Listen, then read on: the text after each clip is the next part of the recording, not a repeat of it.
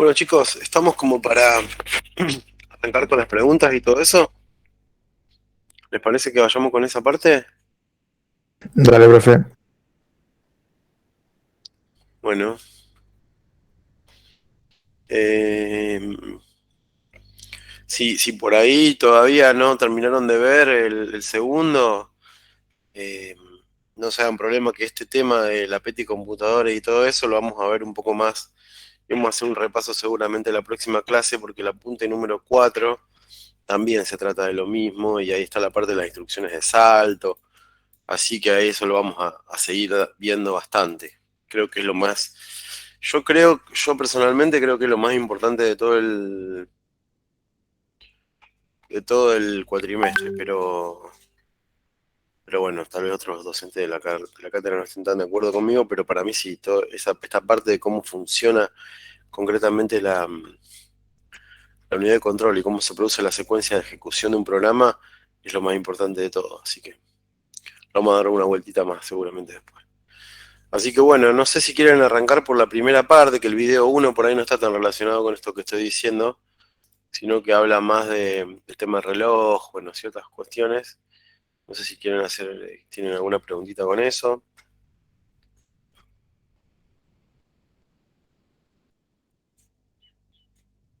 No, se entendió bien lo de reloj. Bien, si a vos te pareció así, pero por ahí otro compañero tiene alguna duda. Me prefiero partir de las dudas y las preguntas para aclarar y trabajar un poquito sobre eso. Me quedó más claro ahí que pusiste las figuras, que es una especie de transistor, que el reloj, que a uno le llama, ¿no? Sí, más que un transistor es un oscilador con un circuito que lo que hace es hacer una onda cuadrada. Como un Bien. sumador de ondas que hace que la onda sea una onda cuadrada.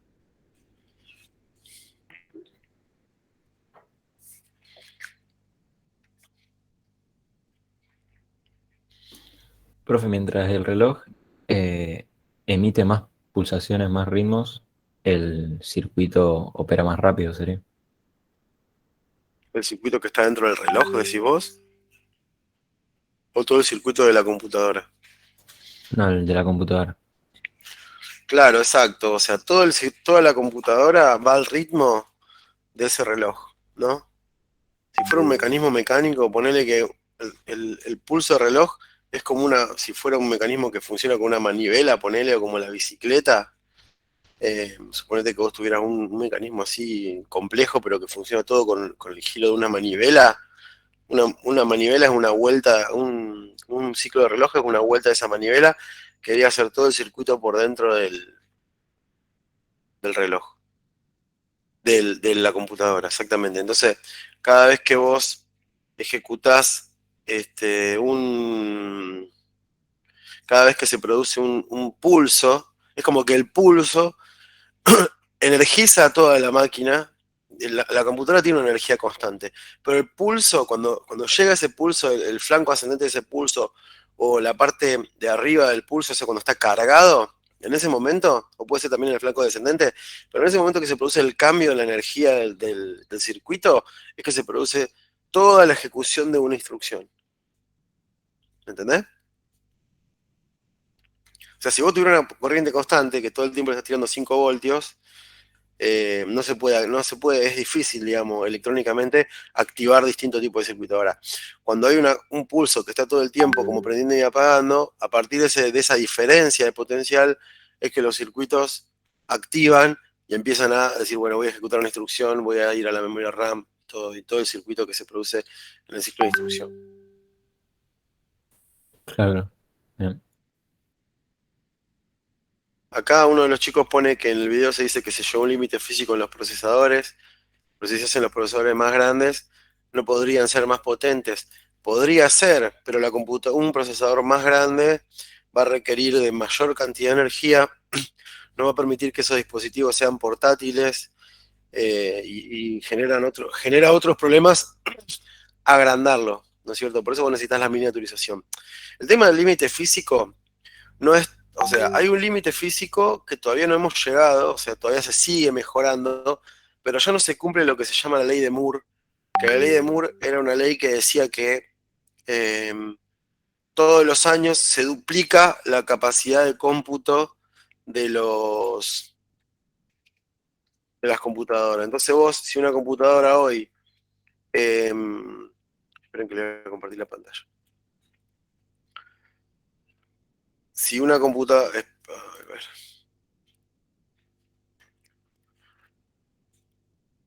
ahí les comparto. Esta ley de Moore que está acá, ¿no es cierto? Fíjense, todos los años se duplicaba la cantidad de la velocidad del reloj de los procesadores. Entonces vos arrancaste con un procesador de 1 Hz en los años 70 y llegaste en el 2000 a un procesador de 10.000 Hz. ¿Está bien? O 1 GHz, 10 GHz. 1 GHz, perdón. ¿Se entiende? Entonces, o no, perdón, 1 MHz. No, ¿qué estoy diciendo? Serían 10 MHz.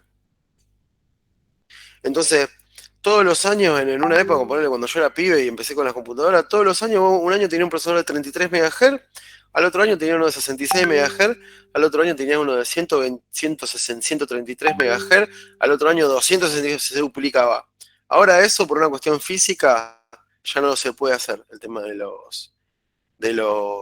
esos megahertz. No es que vos el año pasado teníamos procesadores de 3 GHz y este año tenemos de 4 de 6 y que el año que viene vamos a tener de 12. No, esa ley no se da más de la duplicación, pero sí se da un avance.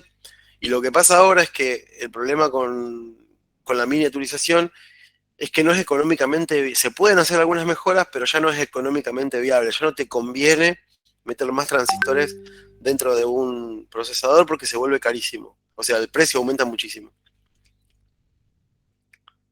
¿Qué dice acá? Buscá los Threadripper y vas a ver que son mucho más grandes y sirven para servidores y esas cosas. Está bien, pero la velocidad, no sé cuáles son estos procesadores. A ver, Alejo, ¿podés explicar un poquito esto que decís?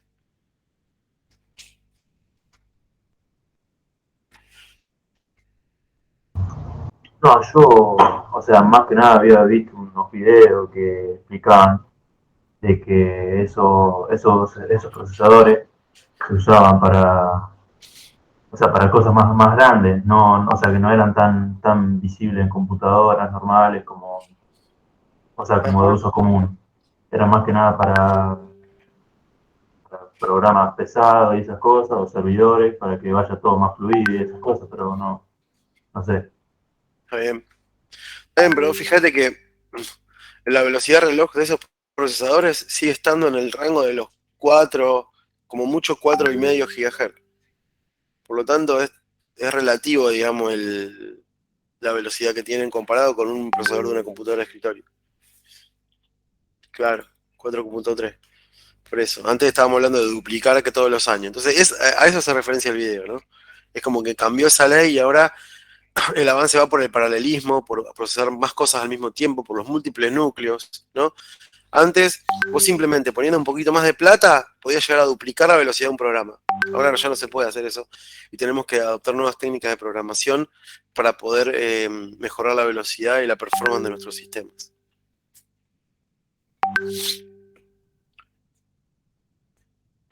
Bien.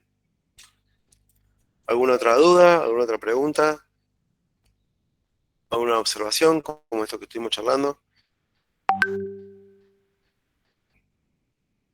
Y respecto a lo físico que limita el crecimiento por dos, digamos, que debería ser mucho más grande para que pueda llegar a ser el doble y dejaría de ser, digamos, portátil. Claro. Y lo que se lograba antes era que había mayor miniaturización, vos lo podías hacer cada vez más chiquito. Ahora llega un punto que ya no lo podés hacer mucho más chiquito sin que sea mucho más caro. Antes era más chiquito y más barato el otro año.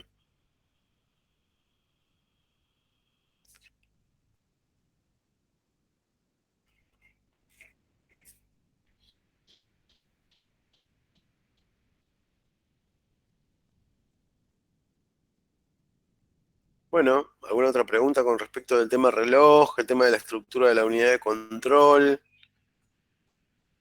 No sé, con el siguiente tema también podemos hablar del tema de esta máquina didáctica que es la PETI computadora.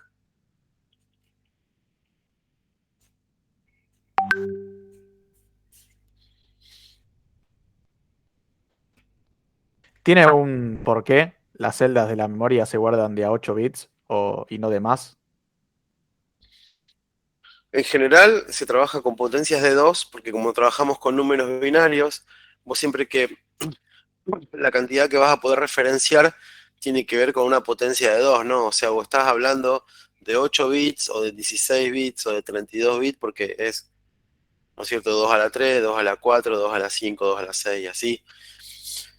Generalmente la cantidad de 8 tiene que ver con eso. 8 sería como lo mínimo, que es algo que sirve para algo, porque con 4 bits es muy poquito lo que podés representar, ¿no es cierto? Podés representar hasta de 0 a 16. Hacer cuentas con números de 0 a 16 es como muy, muy básico. De 0 a 256, que sería de 0 a 255, que sería de 8 bits, bueno, podés representar un poco más de cosas y tiene un poquito más de sentido, ¿no? Después combinando esos 8 bits en secuencias más grandes podés generar números que son más útiles para un problema real. No sé si te responde con eso. ¿Vos Sí, te sí. preguntabas por qué era 8 16? ¿O te preguntabas por qué era 8 y no 9? ¿O qué? Claro, me resolvió eso de que tiene que ser múltiplos de 2, digamos. Claro, exacto, tienen que ser múltiplos. Lo ideal es que sean múltiplos de 2, porque si no es como que desperdiciás. Si vos decís, bueno, mi memoria tiene, o sea, después vamos a ver, un poquito más adelante, vamos a ver la cantidad máxima de memoria que puede manejar un procesador. Y esa cantidad máxima de memoria que puede manejar un procesador está determinada por el tamaño que tiene la palabra de la memoria RAM y la palabra que tiene el procesador internamente, el tamaño de palabra. Viste que si este procesador es de 8 bits, este procesador es de 16 bits. Bueno, eso te va a determinar totalmente cuál es la capacidad máxima de memoria RAM que puedes tener. Puede haber procesadores que sean de 14 bits, de 13 bits, pero eso genera después inconsistencia en la cantidad de memoria RAM que puedes tener y no te conviene tanto.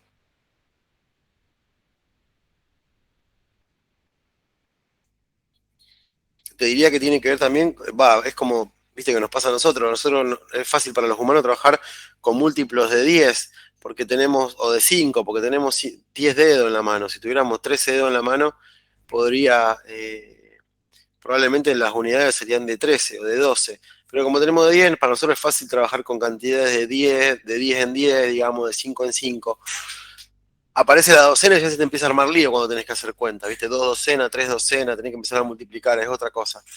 En el caso de la compu, para la compu lo natural es trabajar con potencias de 2, con números binarios, y representar un número con una potencia de 2 para ellos, para la compu, digamos, y para los que trabajan con computadora, lo más fácil es trabajar con ese tipo de números. A ver, ¿qué dice acá? Profe, en las instrucciones de la PETI computadora a veces se saltean instrucciones. ¿Qué pasa con esas instrucciones? No consumen energía. ¿Lo podés decir, Basilio, Luca, no, Luca, perdón? Sí, sí, profe, porque yo estoy recursando la materia y ahí en las instrucciones hay veces que hay como saltos positivos, después saltos negativos Sí, y hay instrucciones que quedan en el medio que no quedan, como que no se tienen en que no se cuenta. ejecutan. Ujú. Claro, esa ejecución, ¿qué onda? ¿Queda ahí perdida? No. Vos fijate cuando vos haces un programa en Python, por ejemplo, ustedes trabajan con Python, ¿no es cierto? En algoritmos. Viste que vos haces un if, y entonces vos tenés un if y un else, ¿no es cierto? Entonces a veces se ejecuta una parte del if, a veces se ejecuta la otra, ¿no? Claro, como que se descarta y no se Claro, ingresa. en este caso, los saltos, en el caso de la compu, esos saltos por positivo y por negativo son la forma que tiene en la computadora a bajo nivel de hacer un if, de hacer un salto condicional. Entonces dice, bueno, compara dos valores y dice, tiene dos pedacitos de código, ¿no? Dos pedacitos.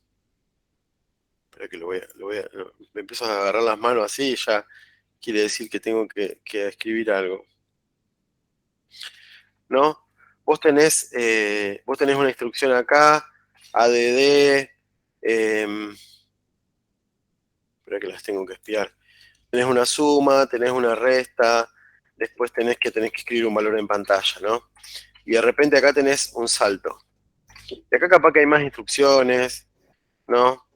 Y vos decís, ¿qué pasa con estas instrucciones de acá? Bueno, pasa que para la ejecución de este programa justo dio que se dio un salto, ¿está bien? Entonces, esto es como si fuera lo que vos terminás simulando con estas instrucciones de salto, son todas las estructuras de control. Saltando partes del programa es de la forma que en bajo nivel implementás un if, ¿no? Un if es eso, es una comparación y es o ejecuto esto o ejecuto esto otro, ¿está bien? Vos cuando lo ves en el Chapin o lo ves en Python, lo ves como reordenado. Ahora en la computadora se tiene que traducir a instrucciones dentro de una memoria que es un vector y es una cosa secuencial. Entonces la forma que vos tenés de no ejecutar algo es saltando. Lo mismo que cuál es la forma para repetir un ciclo. Bueno, la forma es hacer una parte del ciclo y al final del ciclo saltar para arriba, volver para atrás y volver a ejecutar el ciclo y volver para atrás y así. De esa forma podés implementar un for, por ejemplo, ¿no? Ahí va. Con una comparación y con un salto incondicional para arriba. Bueno, lo mismo para hacer una llamada a una función y otras cosas que creo que todavía no vieron ustedes en algoritmos, pero de esa forma también se pueden implementar llamadas a funciones, llamadas a procedimientos.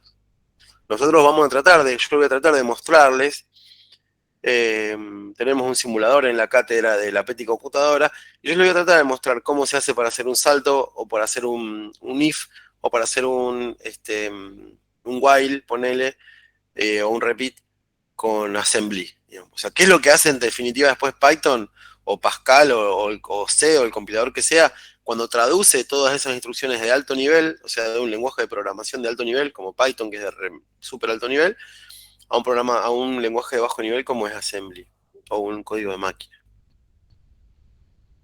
Claro.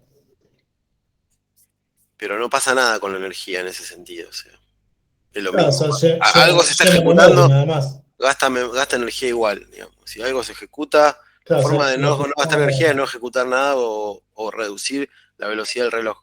O sea, podés poner instrucciones que se van a descartar siempre y cuando te dé la memoria, nada más. Es lo único que consume, por así decir, espacio. Claro, sí, ponele. Está bien. Acá Mateo dice, si no genera cuellos de botella, no. ¿A qué te referís, Mateo? ¿Podés explicarlo? ¿A qué te referís con esto? Ah, ¿no tenés micro? Bueno. ¿Alguno otro mientras escribe Mateo tienen alguna pregunta?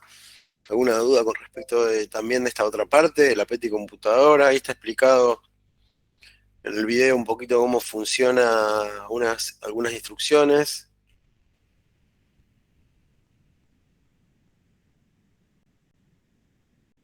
¿Qué dice? Vos habías dicho que hay una cantidad máxima de RAM que podemos tener. ¿Qué pasa si la superás? El procesador no la puede utilizar. O sea, lo que pasa si vos superás esa cantidad teórica máxima de un procesador, tu procesador no la va a poder utilizar. Entonces el diseño de tu procesador va a estar determinado por esa cantidad de bits que tiene el direccionamiento de memoria, o sea, la palabra que maneja, y en función de eso va a tener una cantidad de memoria RAM X, que es bastante fácil de calcular. Lo vamos a ver después, vamos a ver algunos ejercicios en la punta número 5, me parece que está. ¿Cómo hacer para calcular la cantidad máxima de RAM que puede hacer un procesador? Porque, mira, a ver, te lo explico rápido, capaz que no me entiendo una parte, pero no importa. Vos fíjate acá la PETI computadora. Fíjate acá habla de cómo es la PETI computadora, fíjate que dice que tiene de 0 a 31 direcciones de memoria. O sea, la PETI computadora como máximo tiene 32 direcciones de memoria. No podés ponerle más RAM. Si vos le ponés una dirección 32, la PETI computadora nunca va a poder sumar un número que esté por fuera del 31. ¿Por qué pasa eso? Vos fíjate que cuando habla acá de la PETI computadora, dice que la PETI computadora tiene 8 bits en su instrucción y usa 3 bits, los usa para la operación. O sea, tiene 3 bits para la operación. Entonces, ¿cuántas operaciones máximas puede llegar a tener? 8, porque tiene 3 bits. ¿Qué número puede representar con 3 bits? 2 a la 8, ¿está bien? Entonces hay de 0 a 7 instrucciones posibles. Yo no podría tener una instrucción número 9, una número 9 acá. Porque si tengo 3 bits, no voy a poder nunca decir que quiero ejecutar la instrucción número 9. ¿Se entiende? Ni la 10, ni la 20, nada. Solo tengo 3 bits, puedo representar hasta el 8. Y como solo tengo 5 bits para las direcciones de memoria, porque vos fíjate que este es el campo de direccionamiento del segundo operando, o sea, este es el campo que me dice qué dirección de memoria yo voy a sumar, ¿no? Yo sumo el acumulador contra una dirección de memoria. Ahora, ¿dónde dice cuál es la dirección de memoria que yo puedo sumar? Me lo dice esta segunda parte de la instrucción, ¿no? Entonces, como tengo 5 bits, puedo tener 2 a la 32, que es 32, ¿no? 2 a la 5, 2 a la 5 bits, son 32 bits, entonces, 2 a la 5 bits son 32 direcciones de memoria posibles que yo puedo direccionar con mi procesador. Cuando vos tenés 64 bits dentro de tu computadora, se usa un modo de direccionamiento directo, como lo que usamos acá, o sea que en algún lado de la instrucción, vos de esos 64 bits, algunos bits lo vas a poder usar para las direcciones de memoria. Entonces, como máximo vas a poner 2 a la 60, ponele que vos tengas 2 a la 50 bits, ponele, o ponele, qué sé yo, 52 bits o 54 bits, ponele que los uses para las direcciones de memoria. Bueno, 2 a la 52 es la cantidad máxima de posiciones de memoria que vas a tener. Ahora, por cada posición de memoria capaz que tenés 64 bits, ¿no? Porque una máquina de 64 bits. Entonces, bueno, 2 a la 52 por los 64 bits son la cantidad máxima de bits que puede tener tu memoria. Por más que vos le agregues más, no le va a poder agregar más. ¿Está bien? Después, si quieren, calculamos, cuando tenemos un procesador de 64 bits, cuál sería la cantidad máxima de memoria teórica que podemos tener. De todas formas, la Petty computadora es muy simple, es un modo de direccionamiento. Cuando ustedes vean, después van a ver, hay trucos que se pueden, hay bastantes trucos y manejes que se pueden hacer para incrementar la cantidad máxima de memoria que se puede llegar a tener dentro de una computadora, que los trucos son modos de direccionamiento indirecto, donde yo no lo tengo directamente pegado en la instrucción el valor, sino que uso a lo mejor 2 bytes, o uso 2 palabras para una instrucción. En la primera palabra tengo, por ejemplo, cuál es la instrucción, y en la segunda palabra tengo la dirección, entonces capaz que puedo usar los 64 bits enteros para decir qué dirección de memoria yo quiero. Hay otros modos de direccionamiento, pero ¿qué pasa? Voy a introducir esos modos de direccionamiento y tal vez necesite más de un ciclo de reloj para acceder a la RAM. Porque, por ejemplo, cuando vos tenés una palabra de 64 bits, tu unidad aritmética lógica va a poder procesar 64 bits por ciclo de reloj, ¿no? Como esto decíamos, el ciclo de reloj es lo que manda toda la maquinaria. Entonces vos por ahí necesitas acceder a la RAM y tenés que usar 2 o 3 ciclos de reloj para acceder a la RAM. Por lo tanto, ganás por un lado que tenés más RAM, pero por otro lado la compu se vuelve más lenta cuando usás ese modo de direccionamiento, porque necesita más ciclos de reloj para poder acceder a una posición de memoria, ¿no? Así que bueno, es como que hay siempre ahí una cuestión de diseño, de lo que se llama un trade-off en inglés, o un compromiso de diseño, de decir, bueno, yo quiero más RAM. Bueno, tenés más RAM, pero tenés que hacer unos trucos que hacen que tal vez tu procesador sea un poquito más lento a la hora de acceder a la RAM. Entonces vos decís, bueno, no, pongámosle más bits. Bueno, pongámosle 128 bits al procesador. Está bien, le ponemos 128 bits, pero eso va a hacer que todos los registros dentro del procesador tengan que ser de 128 bits y la unidad aritmética también. Por lo tanto, va a ser más cara nuestra unidad aritmética lógica, nuestro procesador. Y además, todos los programas que están hoy en día corriendo en los sistemas no son de 128 bits, son de 64. Y ya internamente tienen suposiciones que me dicen que ya suponen, usan los bits con una posición determinada. Entonces vos le pones 128 bits y los programas no funcionan más. ¿Está bien? Un programa de 16 bits puede andar en una palabra de 64, pero un programa de 64 no puede andar en una máquina de 16. Entonces vas a hacer un programa de 128 bits, lo compilás para 128 bits y después no lo podés correr en una máquina de 64. Bueno, un montón de quilombo empiezan a aparecer alrededor de estas cuestiones y ahí tienen que decidir los diseñadores del micro, bueno, ¿qué hacen? ¿No? Si de repente, bueno, no son más compatibles. No sé si vieron ahora Apple sacó un nuevo procesador, el M1, que no es compatible con Intel, ¿no es cierto? Usa otro circuito de instrucciones.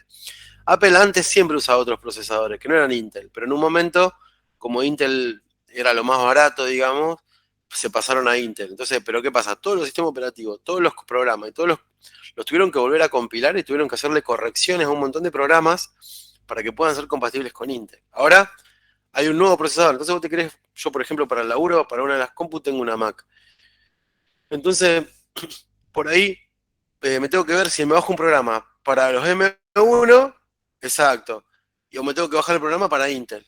Y bueno, y tenés que estar viendo a ver qué tenés, ¿no? Entonces el tema del procesador y la compatibilidad siempre tiene esta cuestión de los compromisos, ¿no?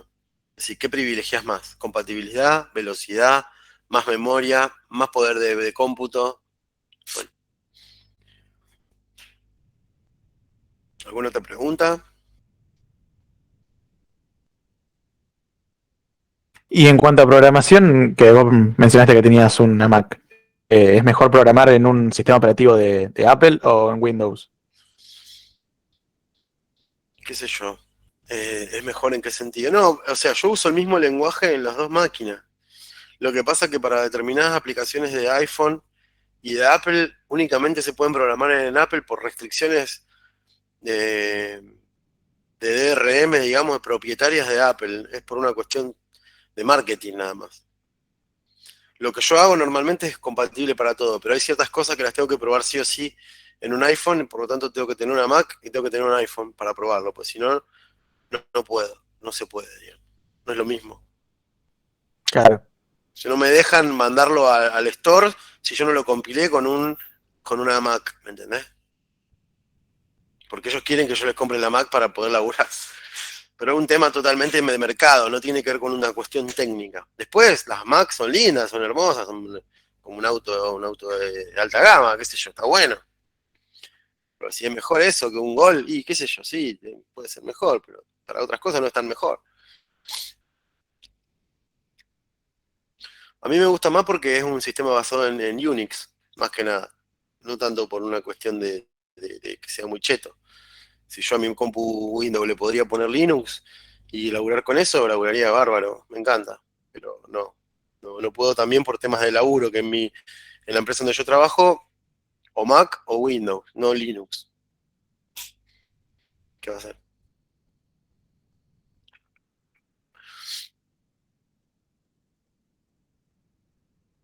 ¿Alguna otra pregunta con respecto del apunte, de estos temas de la PETI computadora, los distintos tipos de instrucciones, cómo está armado? ¿Se entendió más o menos el video? ¿Hay algo que les quedó muy con dudas? El tema del ciclo de instrucción lo vimos, ¿se acuerdan, en la clase pasada, ¿no? Acá es como que va a una segunda vuelta, el ciclo de instrucción ya a un caso concreto.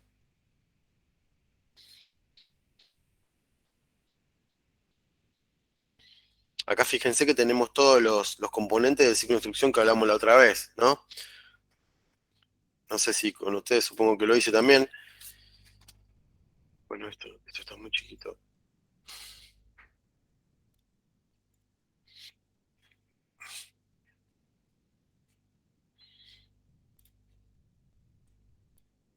Eh,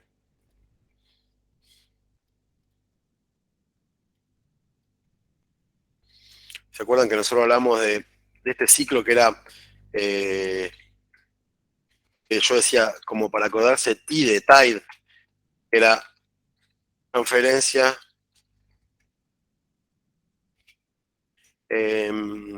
incremento, decodificación. Profe, se está viendo solo el PDF, no sé si está escribiendo en otro lado. Perdón, es que ¿sabes qué? Compartí solamente la ventanita esa, esperen. Porque me anda mejor cuando comparto solamente una ventanita. ¿Ahí? ¿Se ve? Yo escuchaba el teclado y no. Sí, sí, ahí está. Ahí está. Bien. Entonces, ¿se acuerdan que hablábamos de esto? Transferencia, incremento, decodificación y ejecución, ¿no? Entonces, ¿esto a qué hace referencia? Dentro de la PETI computadora. Uy, ¿qué pasó acá?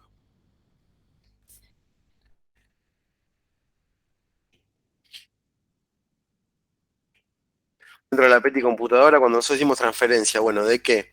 Y va a venir de la memoria principal, o sea, de acá, se va a transferir al registro de instrucción, que sería este, ¿no? Que está dentro de la unidad de control. Esto que está acá, estos 8 bits, van a pasar de acá, van a pasar acá. Esa es la transferencia. ¿Qué va a transferir? Va a transferir lo que dice que lo que hay que ejecutar ahora, que es lo que esté en el contador de programa. El contador de programa acá va a tener un valor, ponerle que tenga el valor 1, entonces lo que voy a transferir al registro de instrucción va a ser 01010100. Todo esto lo voy a enchufar acá y se va a empezar a ejecutar esa instrucción, ¿no? La transferencia. Después se va a producir el incremento, entonces ese valor que tenía en el contador de programa lo voy a incrementar en 1. Antes estaba en 1, ahora va a pasar a 2. Después se va a producir la decodificación en todas estas matrices de decodificación de operación y decodificador de direcciones. Fíjense lo que va a hacer acá. Decodifica la operación. ¿Qué operación es? La operación 010. ¿Se acuerdan que hablábamos que teníamos 3 bits para la operación? 010. Bueno, 010, ¿qué operación es? Bueno, va a venir acá la tablita y va a decir 010 es sub. ¿Qué es sub? Una resta. ¿Está bien? ¿Qué es lo que va a restar? Cuando hace la decodificación de la dirección, después dice, ¿qué vamos a restar? Y no sé, ¿qué dice la dirección? La dirección era, ¿se acuerdan que era esta parte? Entonces la dirección va a ser la 10100. ¿Cómo vienen con el binario? A ver, ¿cuánto da esto? 10100. ¿Qué número da?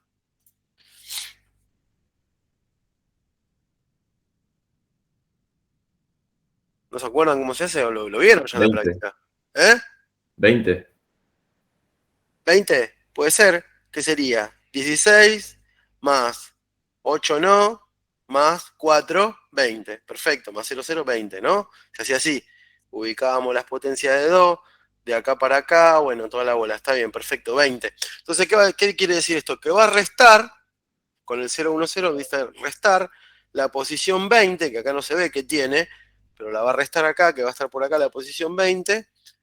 ¿La va a restar con qué? Con lo que tenga en el acumulador. Ponle que en el acumulador teníamos un valor X. Entonces hace la resta. Y ahí se produce la ejecución. Ahí se produce la ejecución. Entonces el resultado de esa ejecución me lo va a guardar en la salida de la unidad aritmética lógica. ¿Está bien? Y eso sería un ciclo de ejecución. Hola, nano. Ahí vino mi nene de la escuela. ¿Para qué estoy en clase, pichón? ¿Qué quiere sacar la lengua? ¿A los chicos? Digo, ¿eh? Acá les presento a mi hijo. Hola.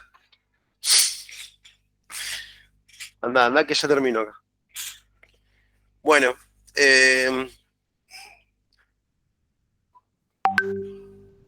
no sé. ¿Tienen alguna otra pregunta? Yo les insisto sobre esto porque para mí esto es lo más importante de todo. Que ustedes sepan bien cómo funciona, cómo se decodifica cada parte, qué es lo que va a hacer terminar haciendo Python cuando ejecute. Eso para mí es lo más importante. ¿Se acuerdan que lo pongo como uno de los objetivos de la materia? Vocabulario, funcionamiento y comunicación. Son esos 3. Bueno, no sé, ¿alguna otra pregunta? ¿Alguna otra duda?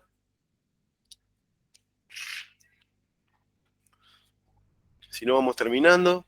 Por ahí, este video vieron que lo hice yo, tiene un poquito más de producción. Por ahí, bueno, los otros creo que la mayoría de los que quedan son así también.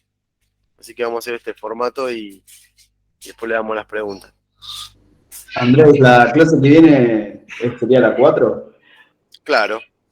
Igual capaz que en la clase que viene hacemos una primera parte de preguntas con el videito 3, con la segunda parte de esta, que habla de la PETI computadora. Pero sí, vamos a ir con la 4 y vamos a ver después el simulador de la PETI computadora, todo eso. Bueno, buenísimo. Bueno chicos, si no hay otra pregunta, duda, nos vemos la semana que viene. Listo, profe.